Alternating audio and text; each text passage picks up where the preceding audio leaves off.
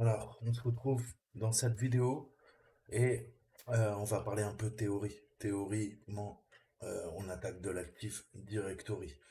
Donc déjà, il y a un très bon exercice, hein, si vous avez l'argent, c'est Flowback, ok, sur la plateforme TryHackMe.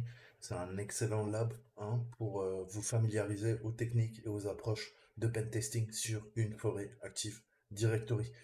Alors il est excellent et c'est à la hauteur de son prix. Donc il faudra compter entre 50 et 80 euros, je crois, pour quelques mois. Donc moi aujourd'hui je vais vous parler un peu théorie. Théorie, quelles sont les techniques, hein, des grands traits pour attaquer, faire du pen testing une fois qu'on a accès à un réseau d'entreprise, qu'est-ce qu'on fait? La première étape, ça va être le LIMNR et le NBT-NS en fait. On va faire du poisoning, ok? Donc, si on a accès au réseau, l'une des premières attaques, c'est l'empoisonnement LL, MNR, NBTNS. Ok? Il y a de fortes chances, je vous donne un exemple, qu'un utilisateur finisse par faire une faute de frappe. Ok? Et qui fournit le nom de la ressource réseau. C'est pourquoi bah, il est recommandé de commencer à écouter, à sniffer les paquets dès que possible. Ok? En cas d'erreur de l'utilisateur, eh ben, il va y avoir des communications qui vont s'effectuer via le LLMNR, par exemple, ou via NetBIOS. Donc, qu'est-ce que le LLMNR? En fait, c'est le Link Local Multicast Name Resolution. En fait, c'est un protocole qui permet la résolution de noms pour les autres sur le même réseau, au cas où le DNS ne le ferait pas. Ok? DNS, vous vous rappelez, c'est sur le port 53. Et on a également le NBT-NS. C'est ce qu'on appelle le NetBIOS Name Services. Ok? C'est une fonctionnalité similaire à LLMNR, mais il permet de résoudre les noms d'autres NetBIOS. Ok? Donc les deux peuvent être utilisés de manière abusive, hein, lors d'une attaque par poisoning, par empoisonnement. Et suite à cet empoisonnement, qu'est-ce que va faire l'attaquant? Eh ben, il va obtenir des données d'authentification d'un utilisateur qui a demandé une ressource inexistante, par exemple. Ok? Donc je le développerai. Mais c'est ce qu'on a fait avec Responder, vous vous rappelez, sur les deux dernières machines, notamment sur RA. Ok, RA1 et RA2, qu'est-ce qu'on a fait? On a récupéré les hachages du mot de passe, je vais y arriver, NTLM V2, et ensuite on a pu les pirater, soit via H4, soit via John the Ripper. Le second truc à faire, c'est essayer d'énumérer des adresses mail, en fait, hein. Vous avez un programme Python que je vous montrerai qui s'appelle LitLinked, ok? Donc les liens de l'élite, hein, littéralement. Et en fait, qu'est-ce que fait ce script? Eh ben, ça va créer un fichier XLS qui peut être ouvert par exemple dans Google Sheets ou à l'aide de Microsoft Excel. Et à partir de là, qu'est-ce qu'il va faire? Eh ben, il va récolter les noms, les prénoms, le titre des postes, les adresses mail. Et on peut également utiliser namely.py, hein, qui est un autre outil euh, qui connaît un peu le modèle de création du compte de messagerie, les noms, les prénoms, et il peut ainsi construire une liste d'adresses email possibles. Ok? Ces adresses email, ensuite, elles vont nous permettre de faire des campagnes de phishing. Donc, si jamais on a accès à l'un des comptes de messagerie, hein, on va s'entraîner dans des laboratoires. Alors, vous en avez plein. Je vous donnerai des machines à faire pour perfectionner ces techniques. Mais grosso modo, si on est sur une machine Active Directory, on a la possibilité d'énumérer les adresses de messagerie en se connectant en tant qu'un utilisateur invité. OK? Et on va essayer de récupérer les adresses qui contiennent un record, un enregistrement de quelques adresses email. À partir de ces adresses, ok, on va pouvoir récupérer, les récupérer et utiliser des outils pour faire des campagnes de phishing, d'hameçonnage. Ok, on va simuler une campagne de phishing avec les comptes énumérés. Enfin, simuler. Dans la vraie vie, vous ne simulerez pas. Vous allez faire une campagne de phishing contre des comptes énumérés. Ok? Donc ça, je vous montrerai plusieurs sites pour faire de l'OSINT, comment récupérer des emails sur une cible. Ok? Ça sera dans une seconde vidéo. Mais avant d'envoyer les emails en utilisant le compte invité, eh ben, on va essayer de faire du password spraying, de la pulvérisation de mots de passe avec Hydra notamment, et essayer de récupérer des informations d'identification valides.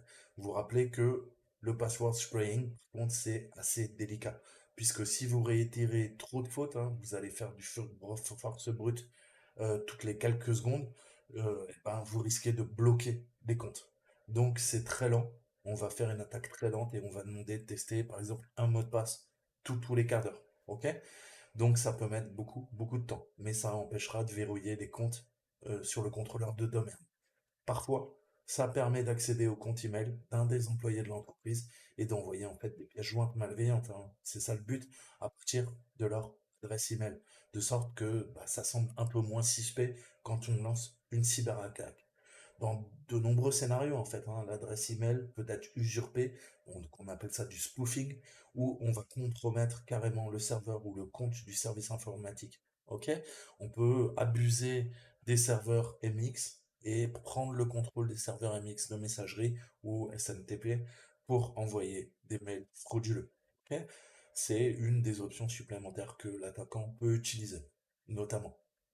Donc, si on résume, de toute évidence, hein, l'envoi de fichiers suspects, elle est réaliste. Vous savez que la plupart des cyberattaques aujourd'hui, c'est grâce à l'ingénierie sociale et on va demander à la cible elle-même d'ouvrir la pièce jointe qui va nous permettre soit bah, d'établir une connexion vers un serveur de Command and Control, un C2C, ou en tout cas récupérer un River Shell sur la machine pour pouvoir ensuite uploader de nouveaux malwares. Vous avez par exemple dans MSF Console le multi-handler qu'on utilise très souvent, qui est multiplateforme, et on peut l'utiliser en fait hein, pour interagir avec de nombreuses sessions. Ok? Donc il y a MSF Console qui fait ça, mais on peut également utiliser le framework Empire. Ok?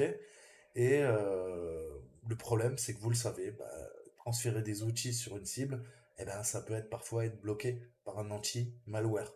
Donc, eh ben, parfois, on préfère utiliser un framework hein, comme Empire et effectuer une post-exploitation en fait, hein. Donc, qu'est-ce qu'on va faire? Eh ben, soit on fait de l'évasion et on contourne les, les antivirus, soit pendant la phase de post-exploitation, on va essayer de pousser ce qu'on appelle nos agents. Ok? Donc, vous vous rappelez, on crée un écouteur sous Starkiller ou sous euh, Empire, et à cet écouteur, on va lui soumettre des stagers, puisqu'un écouteur ne fonctionne pas sans un stager. Un stager ne peut pas fonctionner sans un écouteur. Ok? Et une fois qu'on a défini nos stagers et les listeners, les écouteurs qui sont dédiés, on va pouvoir pousser une charge utile. Ok? Donc, ça peut être un fichier BAT, ça peut être un fichier exe, ça peut être un script en PowerShell, etc., etc. Et ça va nous permettre de transférer le stager sur le serveur et de l'exécuter. À l'exécution, on récupère la connexion via notre serveur de command and control de l'agent. On appelle ça un agent. Ok? Un agent est résident. En fait, c'est une sorte d'implant informatique qui va nous permettre de faire d'autres actions de post-exploitation. Ok? Maintenant, on peut aussi, sans avoir besoin de transférer divers outils sur la cible, il est possible parfois d'utiliser des modules, hein. On peut utiliser par exemple LSADOM de Mimikatz, on peut faire une attaque DC Sync, ok? On peut créer des golden tickets, on peut créer des silver tickets, hein, et abuser de Kerberos, du TGS, du TGT. Ok, c'est une autre possibilité et vous avez tous ces modules qui sont présents dans Mimikatz. Ok, on peut également utiliser Rubeus. Rubeus va nous servir notamment à faire des attaques de Kerberos roasting. Ok, je vous ai fait des vidéos, je ne développerai pas, mais on peut tout à fait choisir un module Rubeus, le lancer via l'agent. Ok, et le module, une fois qu'il a terminé sa tâche, eh ben, on va avoir les données de cryptage d'un TGS qui est enregistré, ok, sous forme de hash.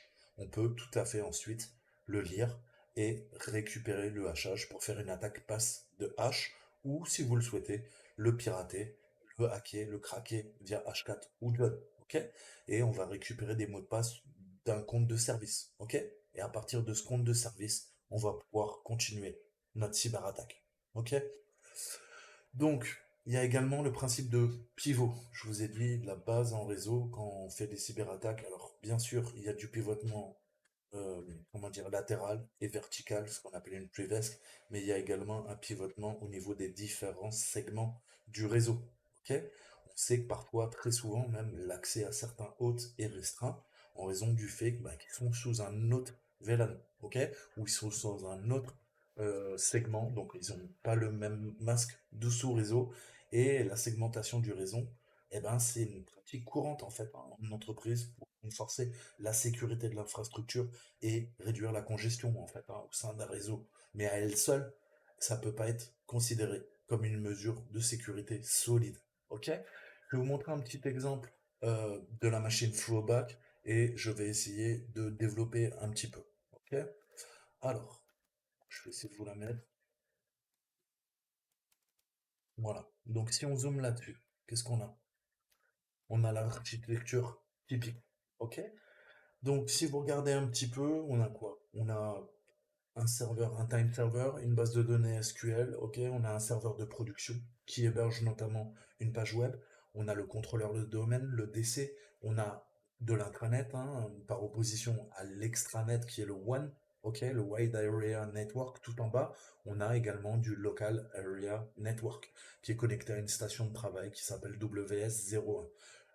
Et on a un serveur mail hein, via Squirrel, ok, qui permet de faire le pont. Et on a également un pare-feu, hein, le FW01, qui vient sécuriser un tant soit peu les communications entre l'intranet et l'extranet, ok, l'internet.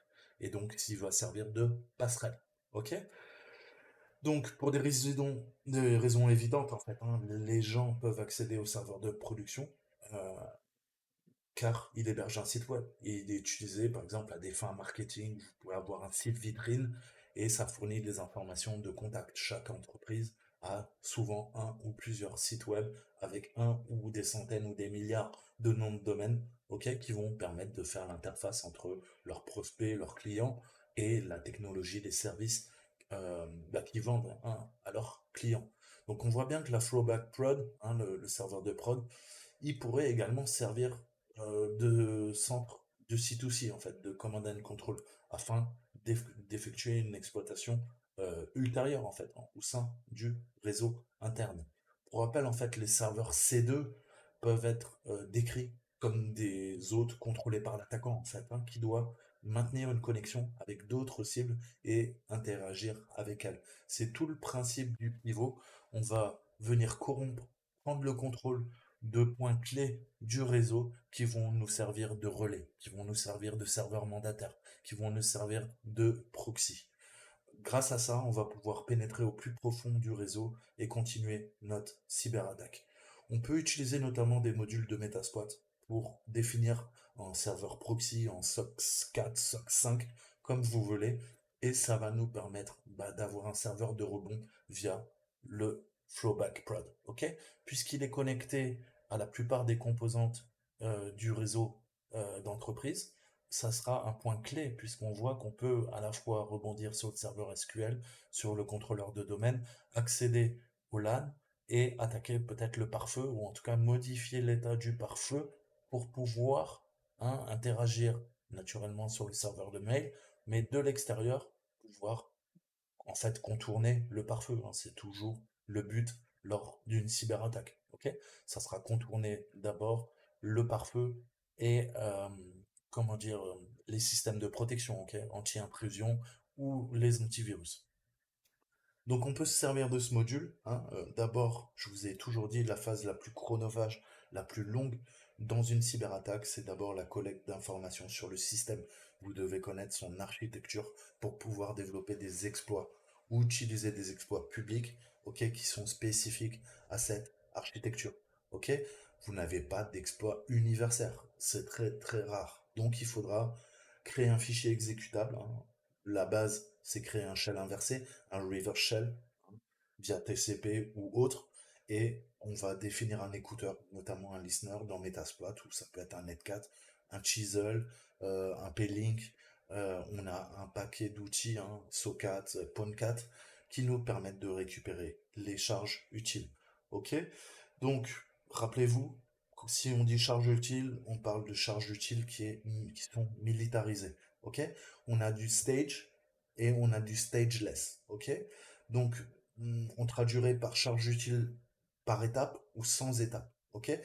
La base, le stager, en fait, il contient les instructions pour se reconnecter à la machine de l'attaquant afin de télécharger plus de données. ok? Donc il a une charge utile plus importante qui permettra, pardon, d'établir une session interactive, ok?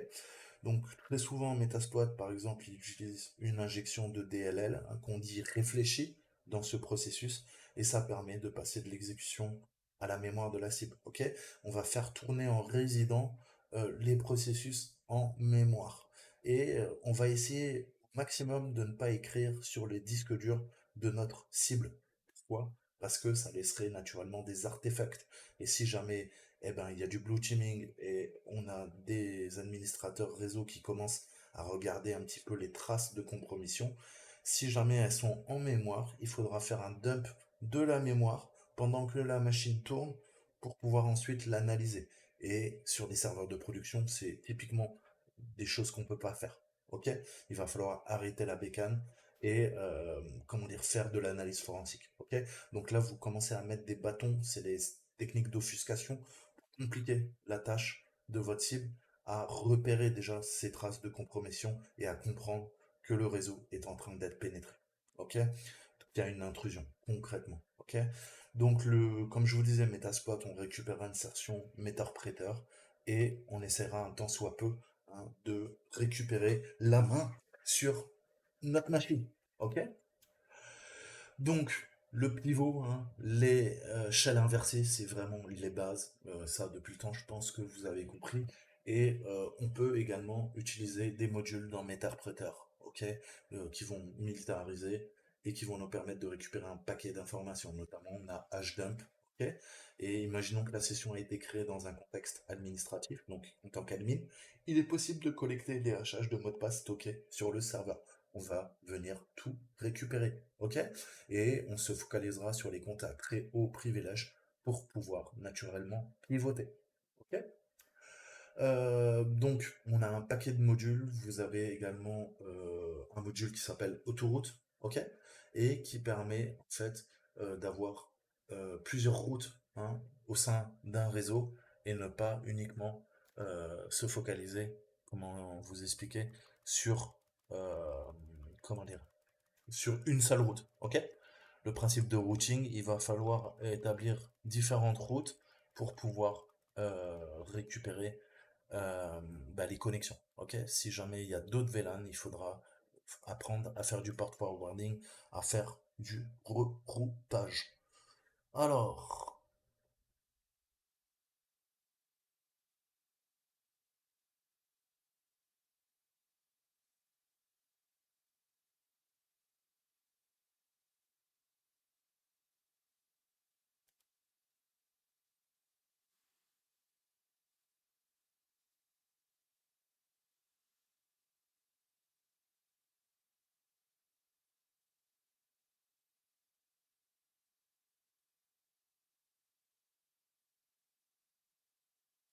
donc, il faudra constamment vérifier les composantes, hein, suivantes, c'est-à-dire l'adressage. Est-ce que c'est de l'IPv4, de l'IPv6?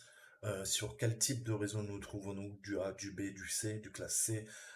Quels sont les sous-masques réseau, hein? Si c'est du classe C, je serai en 255, 255, 255, 0.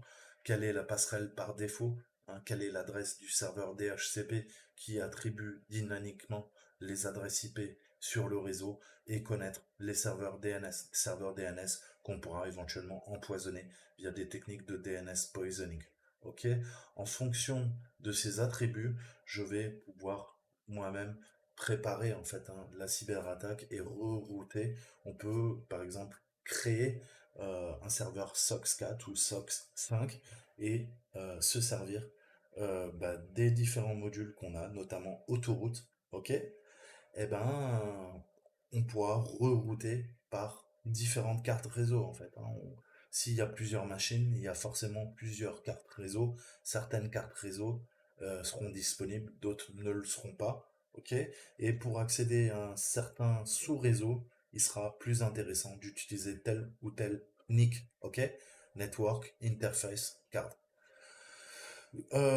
Donc, le serveur, par exemple, via Autoroute, ça va nous permettre d'utiliser des outils, des commandes et d'effectuer diverses opérations, presque comme d'habitude en fait, hein. Une fois qu'on aura mis en place le routing et qu'on aura mis en place nos proxy chains, ok, eh ben, on a des communications de pivot à pivot, ok, on va rebondir comme des sauts de puce et les communications seront chiffrées.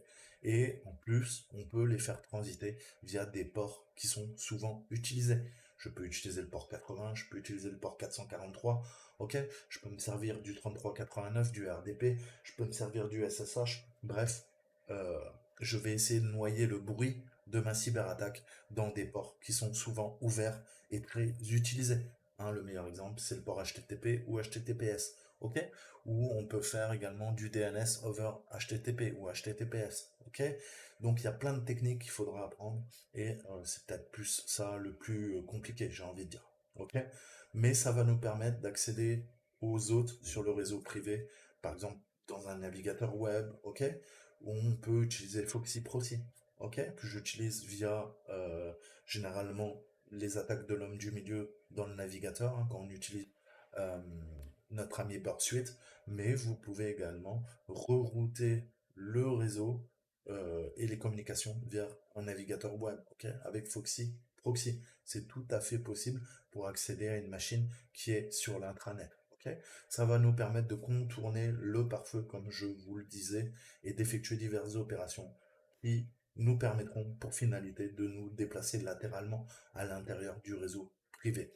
Ok, donc pensez à attaque de pulvérisation de mot de passe, ça nous permet de récupérer un paquet d'informations. On peut accéder au contrôleur de domaine aussi grâce au SSH et très souvent on va étudier la surface d'attaque. Ok, en entreprise, très souvent si c'est de l'Active Directory, on sait qu'on a du Microsoft Office. Qui dit Office dit fichier Excel. Qui dit fichier Excel dit payload qu'on pourra utiliser. Classeur Excel prenant en charge des macros, tout ça peut être militarisé. On peut également se servir des serveurs HTA. Ok, c'est une solution introduite par Microsoft et il s'agit d'un fichier d'application HTML dynamique combinant quelques langages. Donc, concrètement, comment ça marche? Comment ça marche? Bah, je vous ai dit, le HTA, il peut être hébergé sur le port 8080 en fait, hein. On a Metasploit qui va vous générer un nom aléatoire pour le fichier. Vous pouvez tout régler, je rappelle, dans l'interface hein, par défaut. Vous avez module, vous avez show advanced, vous avez show info, show modules. Vous avez toutes les explications dans le framework Metasploit. Ok? Et vous avez également un auto-run script, en fait, hein, qui va être configuré pour migrer vers un nouveau processus en mémoire, j'entends. Ok? Donc on définit le port, hein, port du serveur, le port d'écoute local, et ensuite on va pouvoir quoi? Créer une macro malveillante, ok?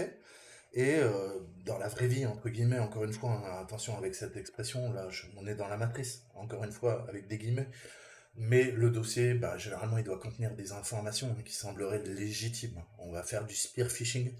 On va d'abord étudier le contexte, en fait, hein, le secteur d'activité de notre cible, pour que forcément nos activités malveillantes soient le plus furtives. Hein. Le but, quand vous faites une APT, une menace persistante avancée, c'est justement d'être indétecté et indétectable. Ok?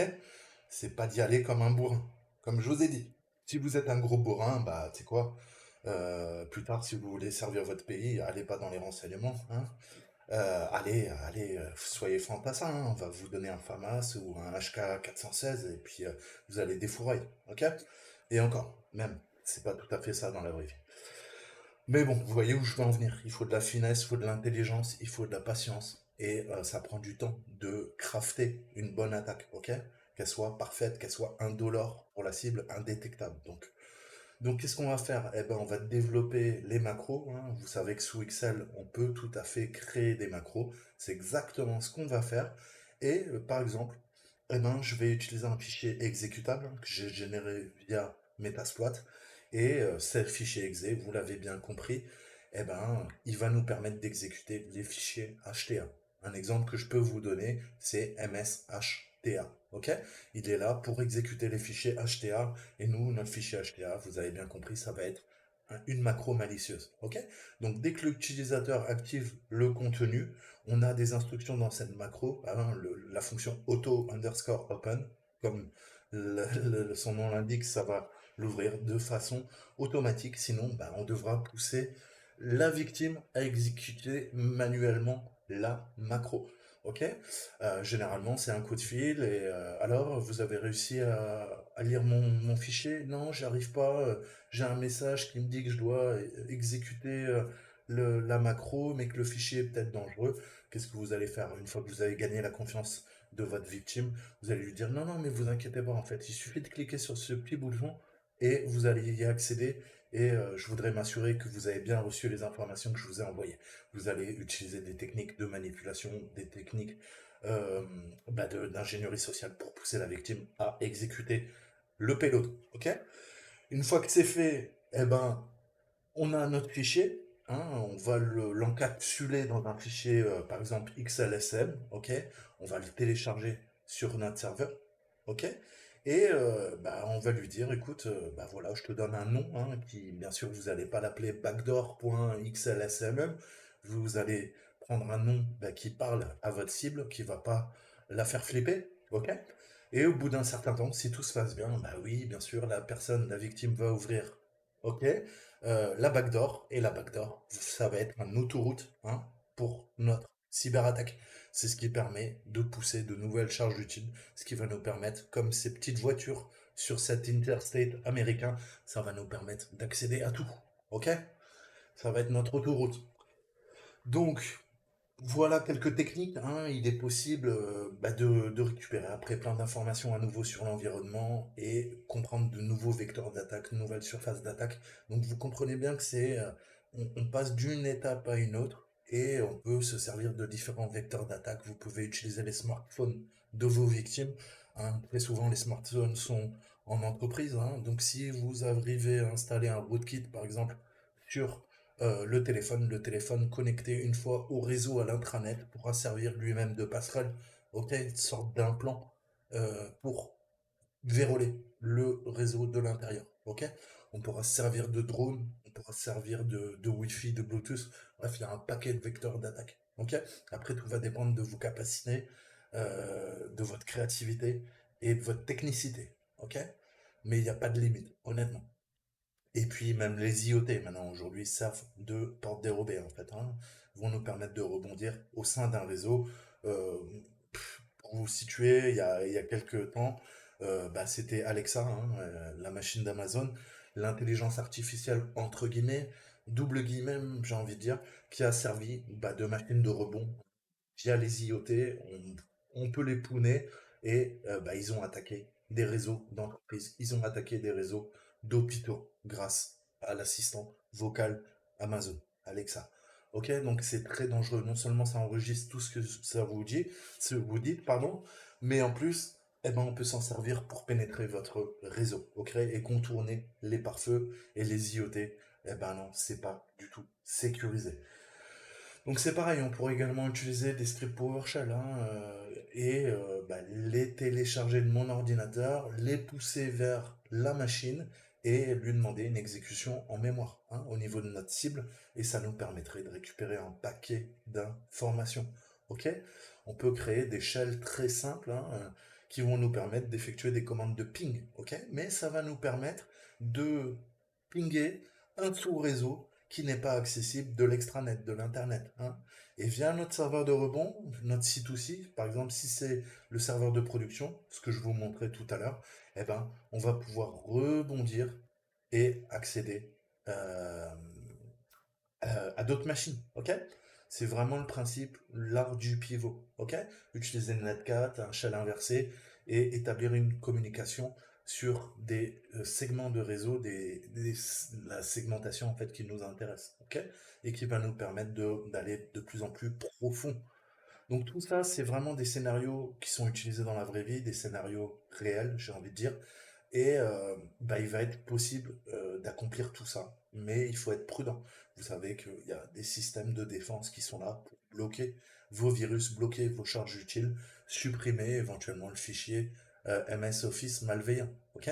Et si jamais vous vous faites griller, c'est le meilleur indicateur de compromission. Ok? Votre cible va se dire, ah, là, cette personne, je peux plus trop lui faire confiance. Le fichier Microsoft Office qu'elle vient de m'envoyer, bah, mon antivirus dit qu'il y a un virus dedans. Ok? Donc tout de suite là, vous allez vous faire niquer en fait, hein. Donc on utilise des laboratoires, hein, un peu comme dans le contre-terrorisme. On va simuler, hein, des avions, on va simuler des trains, on va simuler des bâtiments, ok? Et même, je vais vous dire, quand on planifie une opération, euh, on va refaire en fait à l'identique, à partir des plans, en fait, le lieu qu'on doit investir, ok? S'il y a un assaut qui est lancé, on doit connaître parfaitement et on travaille sur une réplique. Ok? Là, je vous parle des forces spéciales, mais c'est la même philosophie.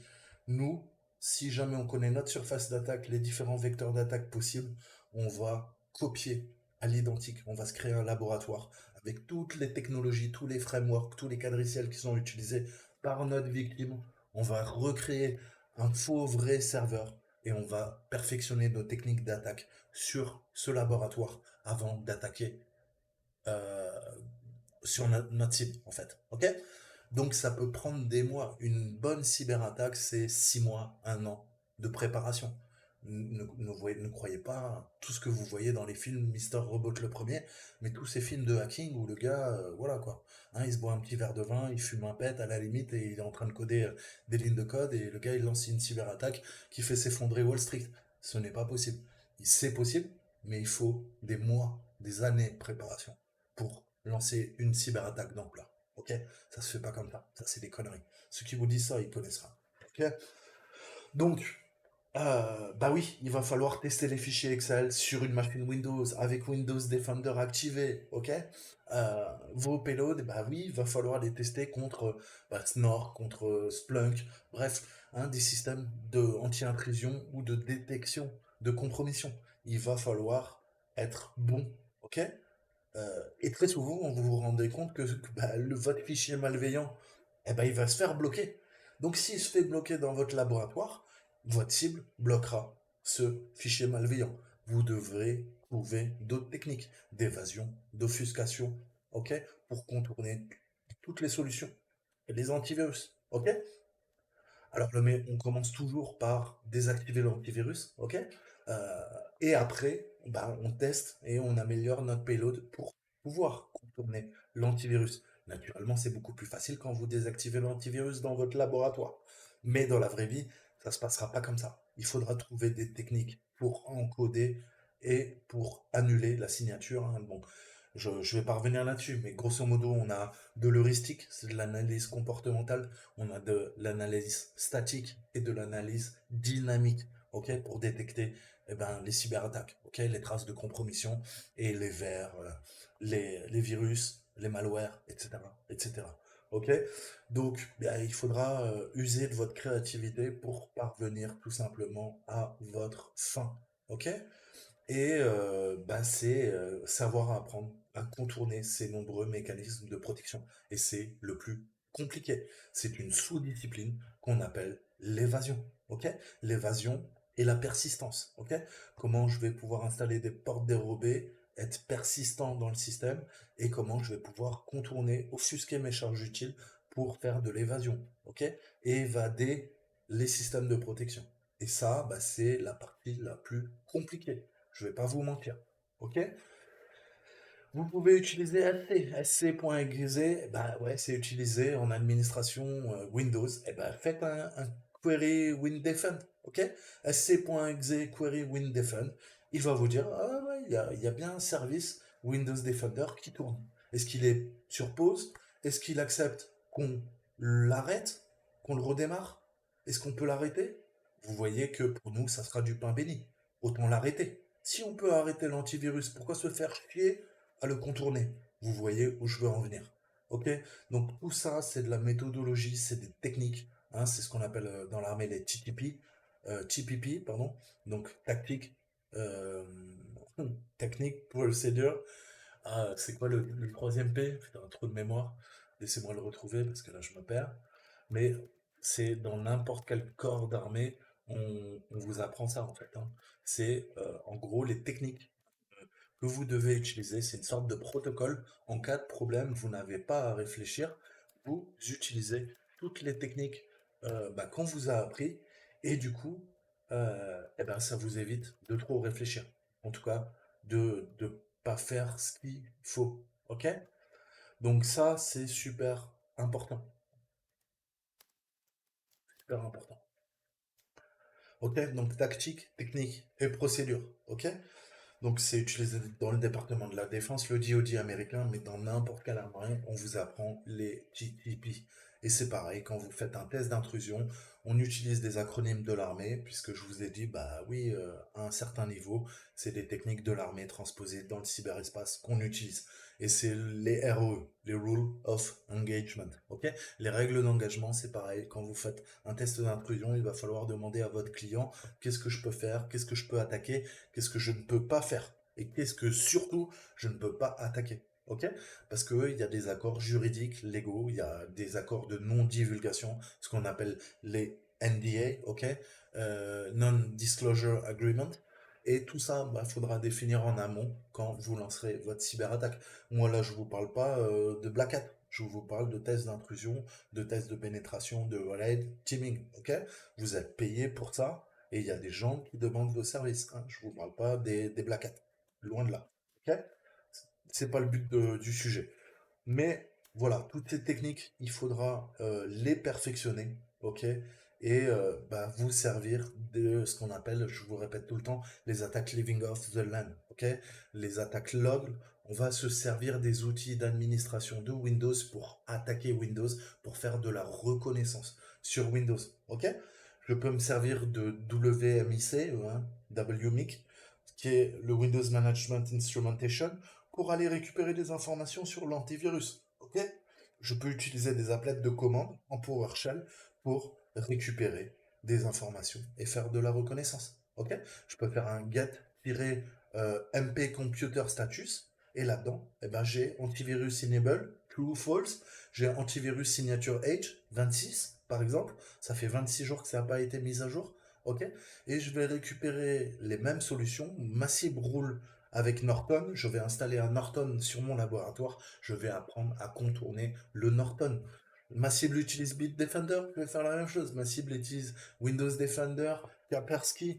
Vous voyez où je veux en venir. On va adapter nos techniques, nos payloads, nos exploits en fonction de ce qu'utilise notre cible, ni plus ni moins. Et vous allez utiliser des outils, des applets de commande en PowerShell. Vous pouvez tout à fait les militariser. Vous pouvez faire un get-mp préférence et là vous avez un paquet d'informations sur en fait les règles de sécurité, les GPO, etc., etc., un paquet de variables qu'on va pouvoir tout simplement appeler. Je vous montre juste un exemple. Regardez, vous avez mais tout. Attaque surface, est-ce que ça a été réduit? Est-ce qu'il y a des exclusions? Le nombre d'antivirus, quand est-ce qu'il a été mis à jour? Est-ce qu'il y a des purges? Est-ce qu'il y a eu comment dire, des rémédiations, ok, pour régler les problèmes? Est-ce que le PUAP, PUP est activé? Tout ça, ça va être en fait des informations pertinentes pour savoir comment adapter notre cyberattaque, ni plus ni moins. Ok? Donc ça, faut penser à tout ça, c'est extrêmement compliqué, c'est pour ça que le hacking, ça s'apprend pas en un an, ni en 2 ans, c'est le travail d'une vie, ok? Et je ne plaisante pas, ok? Donc comme je vous disais, on a tout intérêt à désactiver la surveillance en temps réel. Pourquoi s'emmerder, hein? Avec un accès administratif, on peut éventuellement télécharger les outils nécessaires pour effectuer d'autres activités. Et surtout, avec un accès administratif, on peut désactiver l'antivirus sur la machine. Ok? Après, n'oubliez pas que ça va générer des alertes. Ok? Si ces alertes sont enregistrées, les logs ensuite sont exfiltrés via un autre serveur, il faudra corrompre le serveur où il y a les logs pour pouvoir les effacer. Il suffira pas de faire de la phase de pot exploitation, d'effacer vos traces sur la machine en local. Si les logs partent sur un autre serveur, et généralement ils sont hébergés sur un autre serveur, quand vous voulez disparaître, ok, être totalement furtif, il va falloir compromettre le serveur avec l'ensemble des logs, ok. Et plutôt que tout effacer, qu'est-ce qu'on fera? Eh ben, on va chambouler le système. Tout effacer, ça veut dire un écran noir.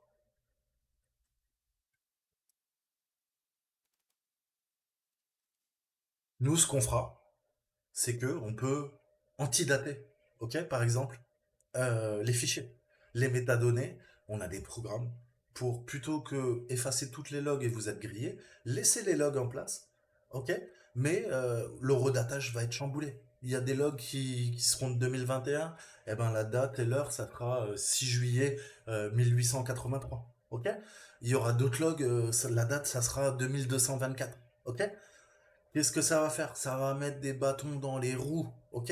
Puisqu'on ne pourra pas corréler, je vous ai toujours dit, il faut faire une prise temporelle quand on analyse n'importe quoi, ok? Que ça soit un acte terroriste, un acte criminel ou une cyberattaque. On a ce principe de temporalité, de frise chronologique. On peut appréhender et comprendre l'ampleur des événements uniquement en ayant the big picture, en une vision d'ensemble, ok? De ce qui s'est passé sur le terrain ou dans le cyberespace, ou en corrélant les données. Ok, mais là, on va faire de l'analyse via du big data, via des algorithmes. Ok, on va faire du crunching.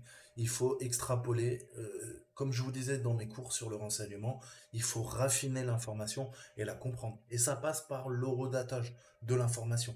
Ok, mais si ça s'est rendu caduque, foutu en l'air par le hacker, il va chambouler vos logs, ok? Vous ne pourrez plus corréler, ça va être très très dur. Puisque si on efface les métadonnées ou on les modifie, ça va être assez compliqué. Donc on va mettre des bâtons dans les roues, hein, et nous, ça va nous permettre de gagner du temps dans le meilleur des cas, dans le pire des cas, et dans le meilleur des cas, ça va nous permettre de ne pas pouvoir remonter à notre trace, ok? Être totalement indétectable.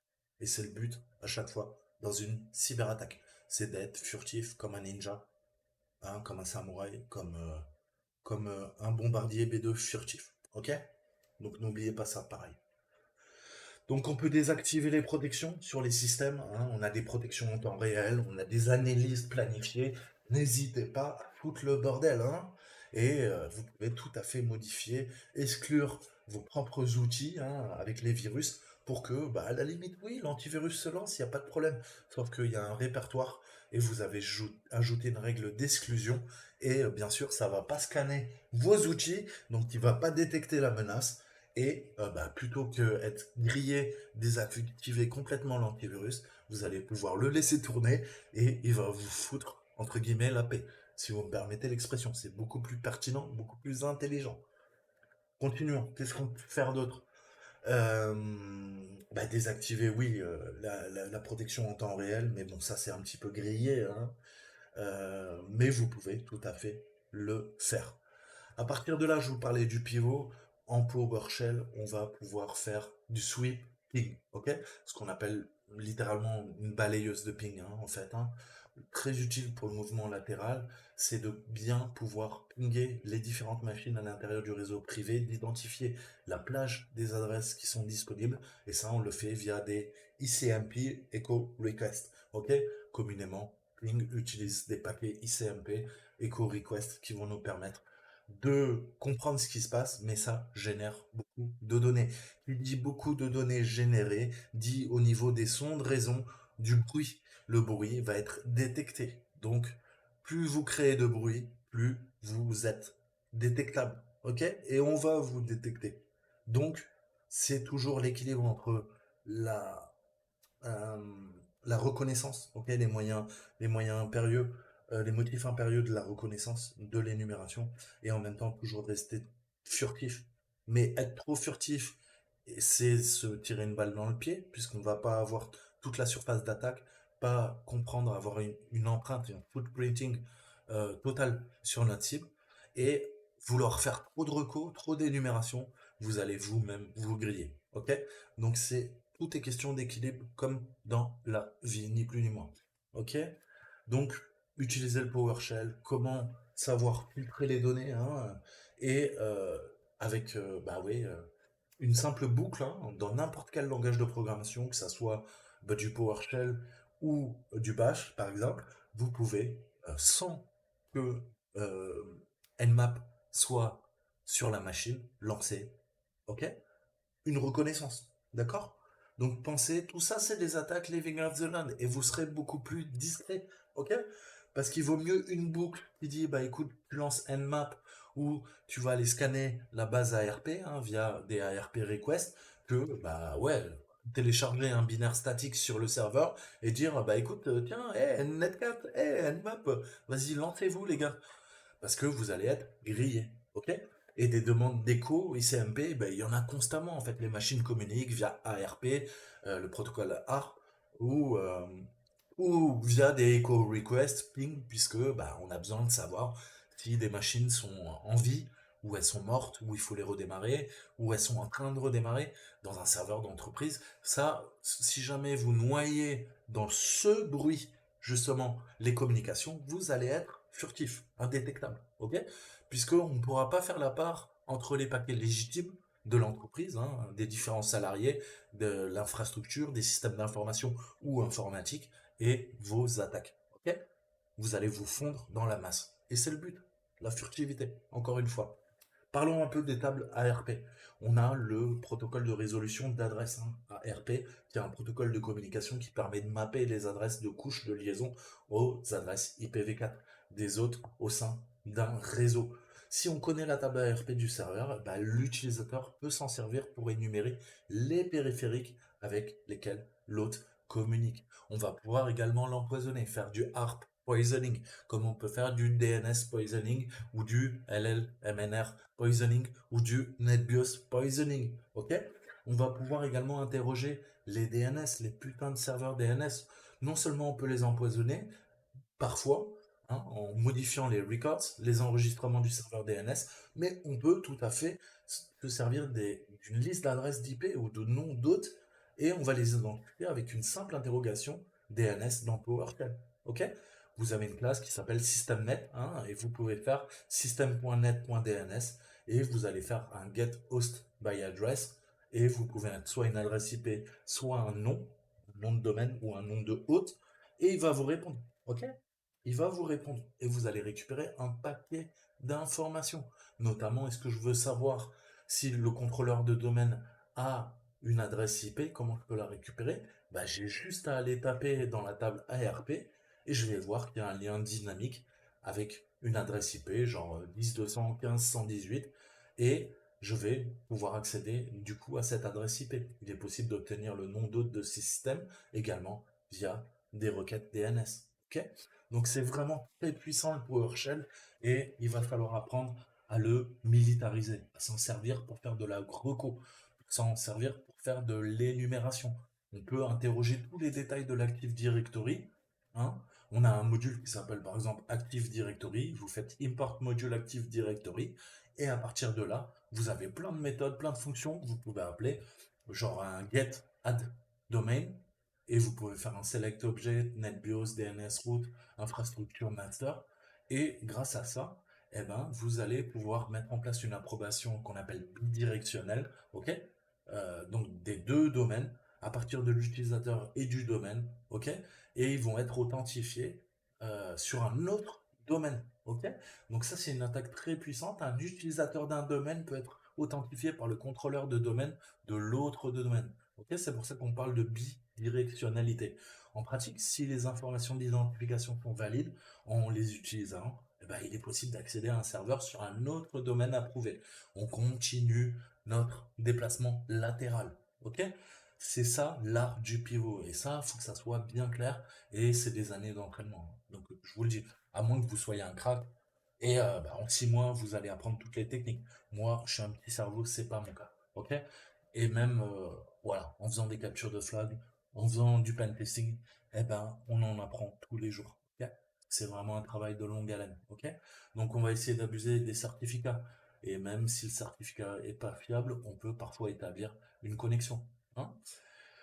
Donc voilà, il va falloir être à l'aise et comprendre déjà l'architecture réseau. Si vous n'avez pas ces bases, vous allez être perdu. Si vous savez pas ce que c'est que du sous-réseau, comment on adresse le réseau en IPv4, en IPv6, je vous ferai quelques petites vidéos, mais après c'est à vous d'aller creuser, hein. Les informations sur les adresses IP, qu'est-ce qu'une gateway, la passerelle, ça sert à quoi, qu'est-ce qu'un serveur DHCP, qu'est-ce qu'un serveur DNS, et quels sont les ports utilisés, hein, à quoi ça sert à ARP, eh ben vous devez vraiment comprendre tout ça, hein. Voilà, quoi, l'adresse IP de la passerelle, ok, l'adresse IP du serveur de messagerie, le MX, ok, l'adresse IP du contrôleur de domaine, puisque c'est avec toutes ces informations, les corrélants, que vous allez pouvoir faire une cyberattaque d'ampleur. Ok?